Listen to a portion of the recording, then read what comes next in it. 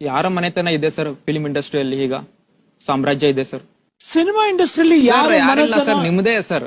ಇಲ್ಲ ರೀ ಯಾವ್ದು ರಾಜತನ ಮನೆತನ ಅನ್ನೋದಿರಲ್ಲ. ಅಂದ್ರೆ ಸರ್ ನಿಮ್ಮಿಂದನೇ ಇದೆ ಸರ್ ಕನ್ನಡ ಇಂಡಸ್ಟ್ರಿ ಹಾಗೆ ನೋಡಕ್ ಹೋದ್ರೆ. ಹಾ ಅದು ಬಹುಶಃ ನೀವು ಪ್ರೀತಿ ವಿಶ್ವಾಸದಿಂದ ಹೇಳ್ತಿರುವಂತ ಮಾತು. ಆದ್ರೆ ಸಿನಿಮಾನೇ ಒಂದು ರಾಜ್ಯ, ಸಿನಿಮಾ ಅನ್ನೋದೇ ಒಂದು ಕುಟುಂಬ. ನಮ್ಮ ತಂದೆಯವರು ನಮ್ಗೆ ಹೇಳ್ಕೊಟ್ರದು ಏನಂದ್ರೆ ಈ ಸಿನಿಮಾ ಇಂಡಸ್ಟ್ರಿಲಿ ನಮ್ಗೆ ಜಾತಿ ಮತ್ತೆ ಅದು ಯಾವ್ದು ಏನ್ ನಾವು ಕಲಾವಿದರ ಜಾತಿ ಅಂತ ನಾವು ಹೇಳಲಿಕ್ಕೆ ಇಷ್ಟಪಡ್ತೀವಿ. ಪ್ರತಿಯೊಬ್ರು ನಾವು ಕಲಾವಿದರಾಗಿದ್ರಿಂದ ನಾವು ಕಲಾವಿದರ ಜಾತಿ.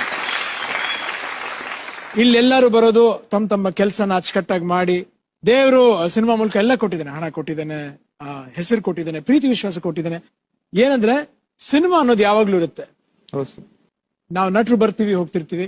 ನಾವು ನಟರು ಬಂದು ಸಿನಿಮಾ ಮಾಡಿದಾಗ ಇಲ್ಲಿ ಸಿನಿಮಾ ರಂಗದಲ್ಲಿ ಬಂದು ಯಾವ ಸಿನಿಮಾಗಳು ಮಾಡಿದೀವಿ, ಎಂತ ಒಳ್ಳೊಳ್ಳೆ ಸಿನಿಮಾಗಳು ಮಾಡಿದೀವಿ, ಅದು ಒಬ್ಬ ಮನುಷ್ಯನ್ಗೆ ಎಷ್ಟು ಪರಿಣಾಮ ಬೀರಿದೆ ಅನ್ನೋದೇ ಮುಖ್ಯ ಅಷ್ಟೇ.